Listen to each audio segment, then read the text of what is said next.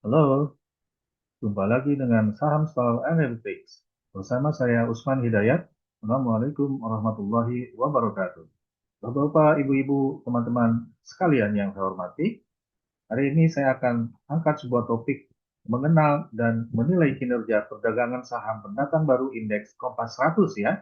Ada 11 saham pendatang baru dan ada 11 saham yang keluar dari indeks Kompas 100 mulai berlaku hari ini 1 Agustus. Secara keseluruhan, menurut saya pasar hari ini masih akan cenderung melemah, masih terdampak oleh penurunan kinerja bank umum, apalagi khususnya bank BUMN, dan terdampak oleh kuatnya dolar Amerika dan persepsi terhadap kuatnya ekonomi Amerika pasca Fed rate ditahan di angka 4,25% hingga 4,5% ya. Baik, saya ingatkan bahwa ini pendapat pribadi, tidak ada maksud mengajak merekomendasikan untuk membeli menjual saham tertentu ya. Tanggung jawab semua ada di pihak Bapak Ibu sekalian. Dan sebaiknya memperhatikan seluruh informasi data yang relevan dengan pasar, dengan saham individual ya. Dan utamanya ketaatan terhadap peraturan perundang-undangan. Bapak Ibu sekalian, ya kemarin indeks mengerang sebagaimana prediksi yang saya sampaikan pagi kemarin ya, pasar Asia di domestik pasar melemah, IHSG, FT45, DI30 semuanya melemah dan menurut saya ini akan berlangsung hari ini kecenderungan masih akan uh, melemah ya indeks karena masih ada pengaruh dari Amerika, masih ada ketidakpastian dalam tarif dagang, negosiasi, dan ada economic event pengumuman inflasi, ya, yang beberapa pengamat ekonom menyampaikan bahwa cenderung ada peningkatan inflasi bulanan dan inflasi tahunan, ya. Namun menurut saya peningkatan itu tidak begitu signifikan, masih dalam batasan 2,5% ya, sesuai dengan target pemerintah. Jadi ada karena beberapa kenaikan komoditas pangan dan energi atau transportasi ya. Nah, hari ini menurut saya di samping dari isu-isu seperti tadi, kita akan perkenalkan beberapa saham atau 11 saham indeks Kompas 100 ya. Kompas 100 yang masuk dan bagaimana yang keluar ya. Ya, ini seperti biasa ya, saham atau pasar melemah dalam 2 hari beruntun, kemudian volatilitasnya masih rendah ya, dan alpha IHSG masih negatif dan makin besar negatifnya. Memang kemarin banyak saham-saham LQ45 yang ditransaksikan, kemudian betanya masih rendah, dan secara umum pergerakan indeks masih dalam tren positif dalam jangka pendek ya, namun ada indikasi pelemahan ya dalam jangka seminggu terakhir ya terhadap 10 hari terakhir, kemudian nilai transaksinya meningkat tajam ya dari 13,18 triliun menjadi 16,23 triliun ya. Dan demikian juga Q45 ada kenaikan dan JI30. Bagaimana tren ketika ada pelemahan, maka likuiditas atau volume dan frekuensi transaksi value transaksi akan naik ya. Kemudian frekuensi juga uh, naik ya dan volatilitasnya cenderung masih relatif rendah ya untuk pasar keseluruhan, namun patut diperhatikan untuk volatilitas dari nilai transaksi yang termasuk dalam saham-saham DI30 ya.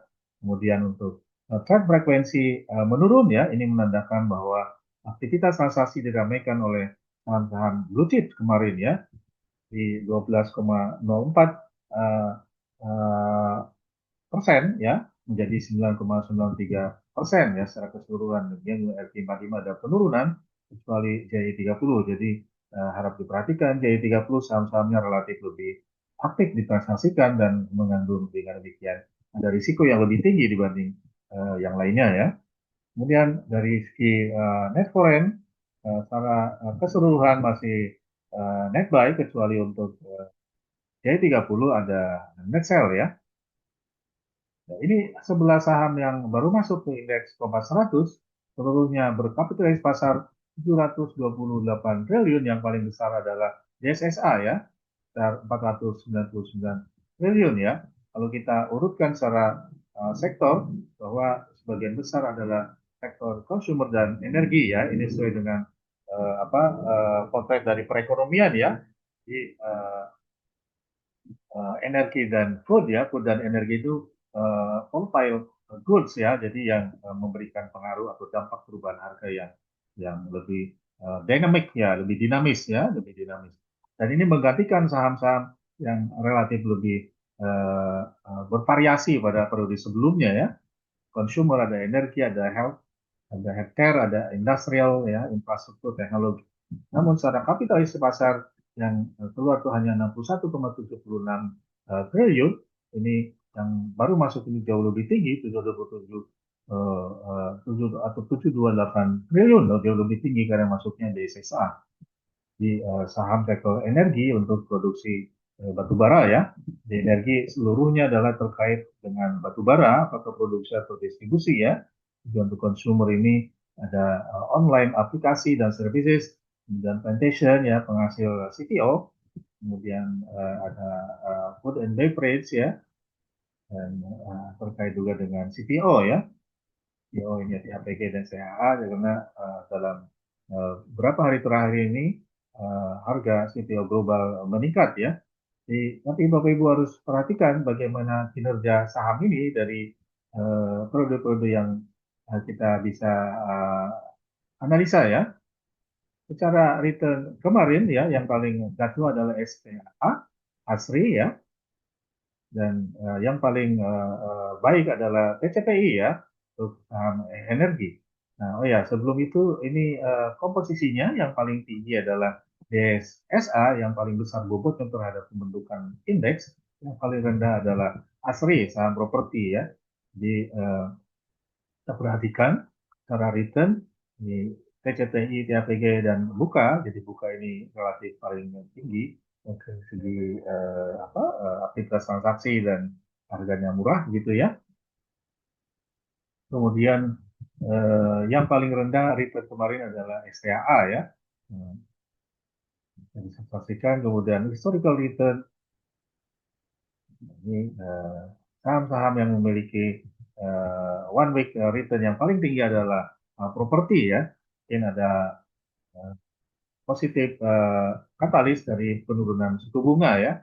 Kemudian juga ada saham sawit dan saham energi. Secara bulanan yang paling tinggi returnnya adalah TAPG ya. Jadi mungkin saham ini telah memasuki area overbought ya, jadi harus hati-hati dengan saham sawit, saham properti yang asri ini. Namun saya tidak sajikan fundamental datanya ya. Jadi Bapak Ibu bisa perhatikan technical datanya. Kemudian volatility-nya masih relatif rendah di APG ini 1,85 kalau kita short. Yang paling tinggi adalah properti asli ya. Jadi harus hati-hati saham SMDR, STAA, dan ASRI. Dan secara bulanan ini saham perbankan ya, Bank Panin masih rendah. Yang perlu diwaspadai adalah DSSA, TAPG, dan ASRI. Ini kan juga untuk price dispersion ya, jadi sebaran harga dalam seminggu terakhir ini yang paling tinggi harus diwaspadai. Volatilitas yang tinggi adalah STAA, ASRI, TAPG, dan seterusnya, dan masih bisa dipertimbangkan adalah Bank Panin ya. Bank Panin. Kemudian yang paling tinggi ditransaksikan ya, ini Clio yang paling rendah ya, lebih dari 10, namun ini dari Clio karena kita sedang menyajikan 11 pendatang baru ya. Secara umum memang ini sangat aktif secara value di atas 10 miliar per hari, kecuali untuk Clio ya. Kemudian secara frekuensi juga yang paling aktif ditransaksikan adalah saham bumi, namun hati-hati dengan risiko yang cukup tinggi ya. Kalau kita perhatikan secara indeks konstituen, maka terlihat bahwa yang masuk syariah hanya satu, yaitu TAPG, dan tidak ada yang masuk LQ45 ya. Jadi tidak tergolong saham dengan kinerja baik. Jadi tampaknya otoritas menetapkan ini lebih pada bobot aktivitas transaksi yang paling aktif ya. Jadi tidak ada yang masuk LQ45 dan dengan ini tidak masuk IDX 30 ya. yang masuk indeks 80 cuma satu juga TAPG ya. Yang keluar, ini kita bisa perhatikan bahwa seperti ini potretnya ya, lebih kecil kapitalis pasar dan bobotnya dengan kinerja yang bisa kita amatin ya, di sini ya. Kira Bapak Ibu bisa uh, potret ya, ini yang paling tinggi, volatilitasnya adalah suri. Ya. Kalau masih punya portofolio ini, maka ini mungkin bisa memberikan data pertimbangan ya. Bagus sekalian, saya kira cukup sampai di sini. Terima kasih telah menonton video saya. Terima kasih dan saya harapkan masukan dan subscribe gitu ya terhadap channel YouTube saya. Assalamualaikum warahmatullahi wabarakatuh.